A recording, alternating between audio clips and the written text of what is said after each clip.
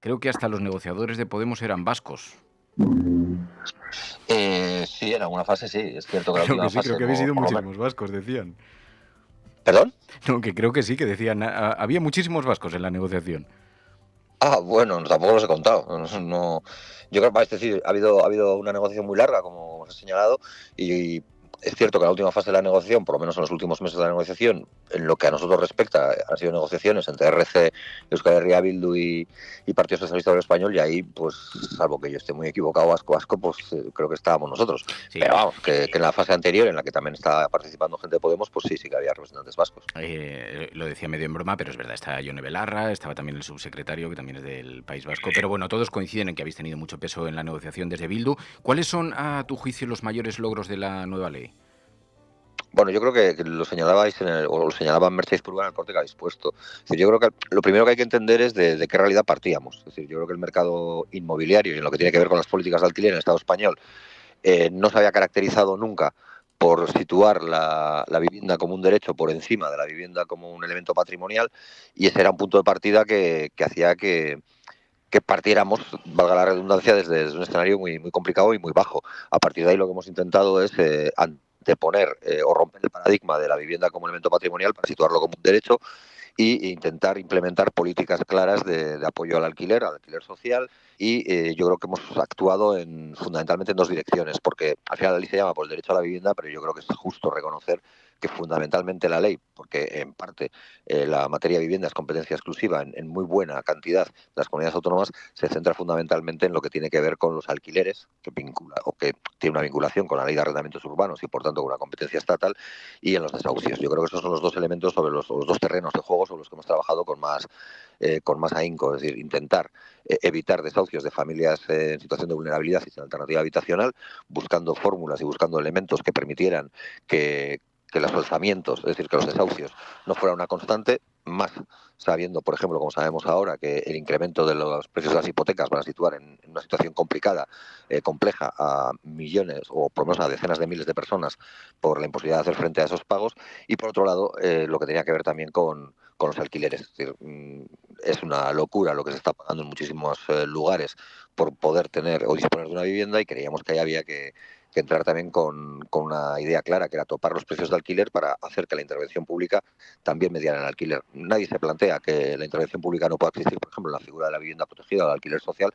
Todos entendíamos que la figura de la intervención pública también tiene que existir para poner coto a un mercado que, si lo dejas de manera libre, pues hace que nos tengamos que sonrojar todos y todas con lo que tienen que pagar la gente, pues por viviendas que a veces son infraviviendas.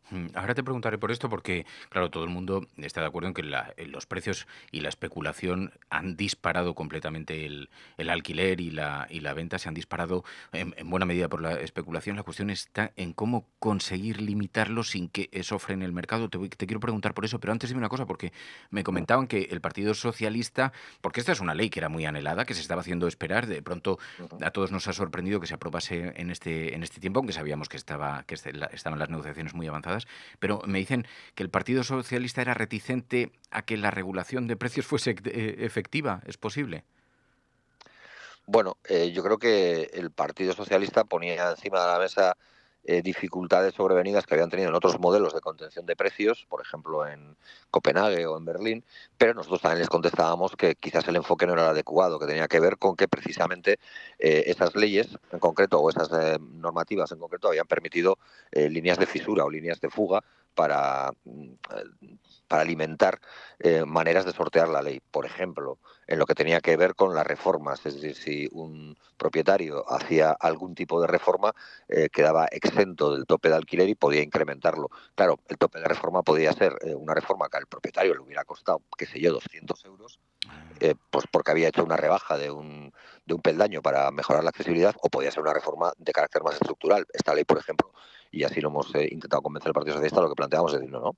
Claro que si alguien hace reformas de mejora de la habitabilidad de una vivienda, puede repercutirlas en la renta, pero esas viviendas tienen que ser de un mínimo, o sea, perdón, esas reformas tienen que ser de un mínimo, no pueden ser cualquier tipo de reforma. Es decir, si alguien se gasta, qué sé yo, en un piso que cuesta 100.000 euros, pues 15.000 euros en mejorarlo, pues es lógico que lo repercuta en el precio. Si se gasta 100 euros, pues quizás no tanto para sortear la ley. Pero yo creo que teníamos un ejemplo muy claro, y es que la ley catalana, con independencia de que estuviera recurrida al Tribunal Constitucional, por inconstitucionalidad, había demostrado que la política de contención de precios puede funcionar. De hecho, en el Observatorio Metropolitano de Barcelona y el Observatorio de la Vivienda de Cataluña habían señalado cómo los precios de los alquileres habían bajado con esa política de contención de precios que había puesto en marcha el gobierno de la Generalitat. Por lo tanto, creemos que lo que se trataba era de buscar analogías o de buscar procesos paralelos a esa ley que permitieran tener un marco, una percha jurídica que permitiera hacer políticas de contención de precios. Claro, porque escuchamos muchos argumentos contrarios estos días en el debate público que defienden que en Barcelona la ley catalana ha aumentado de forma significativa el precio de los alquileres. Se habla mucho de que se va a desincentivar el alquiler, que se va a reducir la oferta, que aparecerá un mercado negro, que se buscarán las fisuras. ¿De qué manera se ha acotado esto? Bueno, un mercado negro en principio es un mercado que puede ser objeto de intervención, ¿no? Porque precisamente al ser un mercado negro está ajeno a cualquier norma o ley y por tanto no tiene demasiados visos de legalidad. Y ahí lo que tendría que hacer cualquier entidad pública sería intervenir, pero porque eso lo entiende todo el mundo, en el mercado negro del trabajo, en el mercado negro de cualquier realidad. En segundo lugar, nosotros sí que creemos, sinceramente, que se pueden encontrar los precios, porque hay una realidad que es incontestable. Es decir, la vivienda tiene un valor patrimonial, es decir, el del objeto de compra y venta. Es decir, si uno decide vender la vivienda, esa vivienda tendrá un valor. Pero en el alquiler probablemente saque mucho más valor que el que obtendría por ese valor patrimonial si lo depositara en un banco. Es decir, un propietario que alquila una vivienda saca bastante más dinero a ese valor patrimonial que no pierde, porque la podrá vender cuando deje de alquilarla, que si lo tuviera retenido ese dinero en un fondo, en un depósito, en una entidad bancaria, que ya sabemos cómo se las gastan y ya sabemos qué tipos de interés están pagando por el dinero que tienen los ciudadanos y ciudadanas allí, ¿no? Tendente a cero. Por lo tanto, no creemos que eso vaya a desincentivar el que la gente tenga la vivienda en alquiler. Muy al contrario, lo que creemos es que hay que ofrecerles garantías también a los propietarios que pasan por unas líneas de contratación que permitan que la vivienda tenga un buen uso y que tenga además una deposición, una vuelta al propietario en buenas condiciones. Yo creo que ahí hay comunidades autónomas que han avanzado bastante en cómo se puede hacer eso y lo han hecho además intermediando, lo han hecho interviniendo. Por ejemplo, en una realidad que conozco bastante más, en la comunidad autónoma vasca, hay una línea de intervención del gobierno vasco desde hace muchos años y no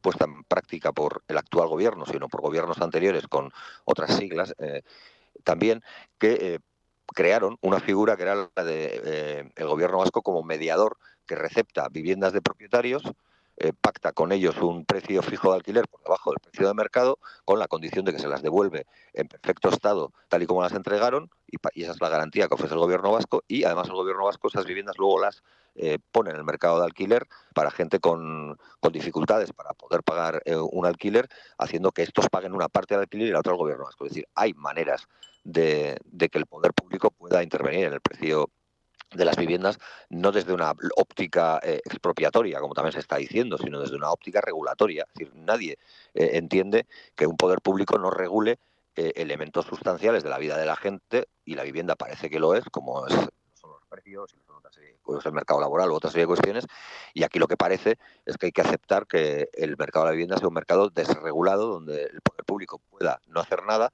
y, digamos, quienes quieran obtener beneficios inmediatos y rápidos puedan hacer lo que les dé la gana. Bueno, pues cuando estamos jugando con derechos de la gente, yo creo que el poder público tiene algo que decir. Claro, depende esta aplicación de muchas de los gobiernos autonómicos y los locales. Uh -huh. Esto no limita su alcance porque algunos de los gobiernos del PP ya han manifestado que se van a oponer a esta ley.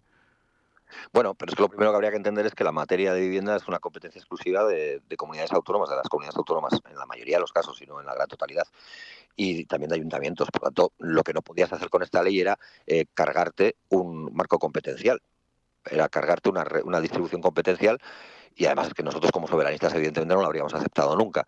Nosotros queremos ejercer nuestro autogobierno, queremos tener más autogobierno, nunca lo hemos ocultado, que no creo que nadie pueda acusar a Euskal Herria Bildu o a Esquerra Republicana de Cataluña de lo contrario, de haber ocultado sus pretensiones de tener más soberanía, pero lo que nosotros decimos es que ahora los ayuntamientos y las comunidades autónomas tienen un instrumento en sus manos, tienen una herramienta en sus manos eficaz para poder poner coto al aumento indiscriminado del precio de las viviendas de alquiler, y que si no lo quiere hacer tendrán que ser los ciudadanos y ciudadanas los que les señalen, los que les muestren que pudiendo hacer cosas no las quieren hacer porque probablemente favorecen otro tipo de intereses. yo ya soy consciente de que hay comunidades autónomas donde, en función de quién gobierne, van a acoger esta ley con mayor o menor alegría. Pero yo no puedo decidir que, como no me gusta un gobierno de un determinado signo, le quito la competencia para quedármela yo, que creo que lo voy a hacer mejor, porque los gobiernos al final están legitimados por el peso de las urnas, y el peso de las urnas lo determinan los ciudadanos. Y esos gobiernos pueden ser de un color o de otro. Y yo lo que creo es que lo que hay que hacer es normas y herramientas que permitan que los ciudadanos también hagan un uso eficaz de su propio voto. Una duda que surge, aquí pregunta un oyente, pregunta Fernando, dice, ¿hasta dónde se recoge el alquiler vacacional? Porque está sacando del mercado miles de viviendas. Sí, sí, sí. Yo creo que ese ha sido uno de los elementos también que hemos estado de manera continua sosteniendo en la negociación.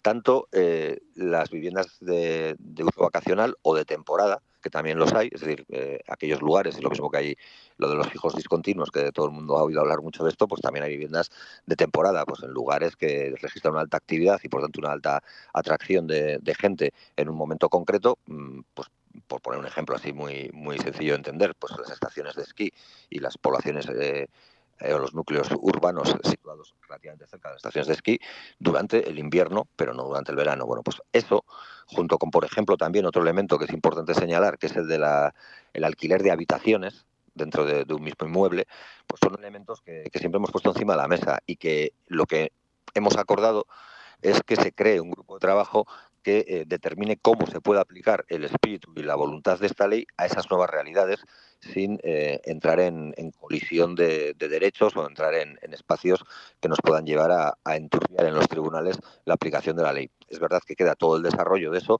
pero nos parece importante porque son dos fenómenos que, como bien señala la pregunta, se están abriendo paso para intentar sortear las limitaciones que esta ley pueda poner al alquiler de la vivienda tal y como lo hemos entendido históricamente, ¿no? Es decir, una vivienda para un destinatario.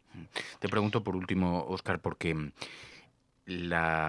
claro, hay un cierto pesimismo, yo lo veo en el debate, en las redes sociales, en los comentarios hacia esta ley, una cierta resignación a esto es imposible tocarlo.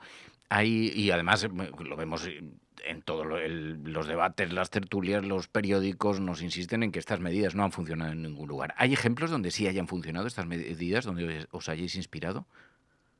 Sí, lo he señalado antes. Yo creo que en Cataluña hemos visto, atendiendo a los datos de las dos entidades que he señalado, que parecen bastante serias, cómo el precio del alquiler en aquellos lugares en los que se pudo aplicar, porque fueron declaradas zonas tensionadas o la expresión análoga a zonas tensionadas, se pudieron bajar los precios de alquileres en un año en torno a, pues en un caso bajaron de 900 euros de media a 834 y en otro lugar incluso más. Por lo tanto, yo creo que sí que hay experiencias. También hay experiencias en otras realidades europeas donde hemos visto que esto ha funcionado, pero en cualquier caso yo creo que hay que entender algunas cuestiones para quien plantea este escenario de pesimismo.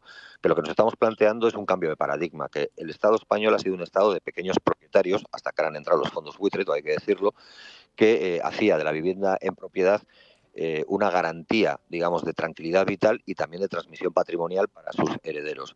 Y que, por tanto, tenía muy poco peso la vivienda de alquiler, a diferencia de en otros lugares de Europa. Pero, sin embargo, hemos ido viendo a lo largo de estas décadas cómo la gente optaba cada vez más por la vivienda de alquiler, por no casarse con una entidad bancaria durante 20, 30 o qué sé yo cuántos años.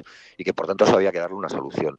También tenemos que entender que en el Estado español hay 3,4 millones de viviendas vacías. Por eso me provoca hilaridad, por ser suave, pues la fórmula mágica del señor Feijóo, que es construir más viviendas. Como si durante el tiempo en el que se ha estado construyendo más viviendas, si el Estado español ha construido más viviendas en el 2020, en el 2019, en el 2021, que por ejemplo Francia o Alemania, estas viviendas la construcción de estas nuevas viviendas hubiera arreglado algo la burbuja inmobiliaria del alquiler. Muy al contrario, es decir, no le afectaba. No le impactaba de ninguna manera y los alquileres seguían subiendo.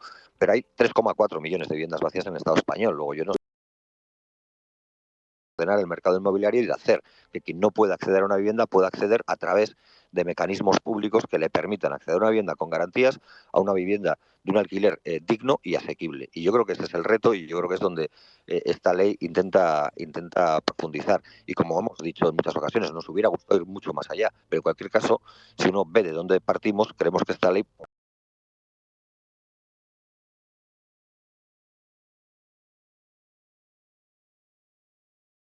anuncia un cambio de paradigma, porque esto llevamos pidiendo en el Congreso de los Diputados ni sé cuánto tiempo. Y la ministra de Economía, la vicepresidenta económica del gobierno, la señora Calviño, nos decía pues que poco menos era imposible. Bueno, pues ayer se anunció que 50.000 viviendas de la Sareb van a pasar a las administraciones públicas para tener un uso como alquiler social y nos parece bien. Y nos parece que eso sigue percutiendo en una forma de abordar el problema de la vivienda diferente a aquel que hacía que entendiéramos o que tuviéramos que entender que la vivienda era, ante todo, un bien patrimonial exclusivo de alguien y que no y que eso estaba por encima del derecho a la vivienda de todos y todas las ciudadanas con independencia de su nivel de renta. Óscar Matute, H. Bildu, gracias en nombre de los oyentes de la Nada, tercera. a vosotros.